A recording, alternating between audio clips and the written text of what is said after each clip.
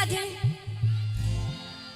ढोल नगाड़ा के साथ ना तापमन बजाहू ना है ये बस गिन के 4 लोग रुको यार थोड़ा नीचे आने तो जानो तो थोड़ा जाने दो ऐसे ऐसे थोड़ा रास्ता बना देना ना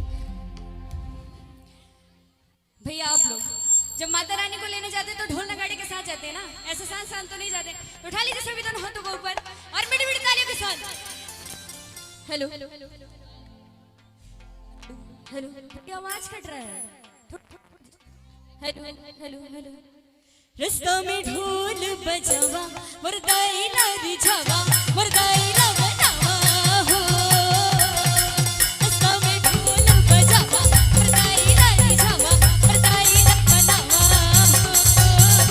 जी आवत होवे जी जी आवत होवे जी आवत होवे जी जी आवत होवे ना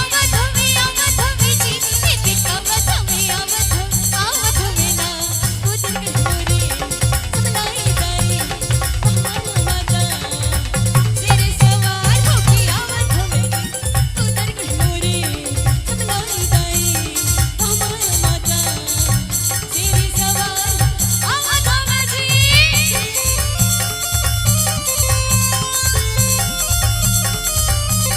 आप लोग कहे मूर्ति की तरह खड़े हुए थोड़ा सा झुक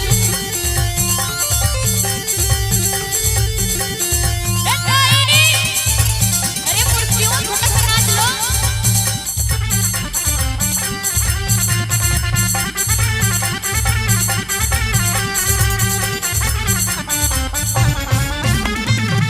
रिश्तों में फूल बिछावा बरसाई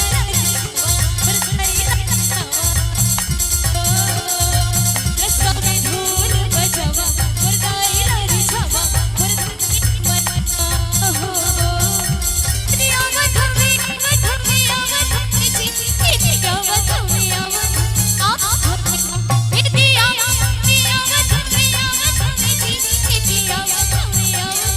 आवत होवे ना।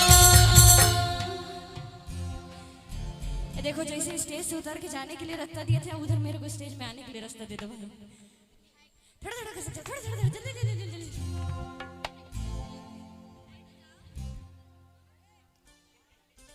यार तुम लोग तो गुमवा देते हो मेरे को। हाँ नीचे उतरने के बाद मैं तो घूम गई थी कहाँ गई। बोले सच्चे दरबार की सिर वाली मैया की। आधे लोग हाथ उठाते हैं तो आधे लोग को कोई तकलीफ है क्या? यहाँ पे डॉक्टर साहब मौजूद है, अगर कोई तकलीफ होगा तो क्लिनिक पहुंच जाएंगे। ठीक सभी उठा लीजिए दोनों हाथों कैसे बैठे। बोले बुजुर्गड़ी मैया की रास्ता में फूल बिछावा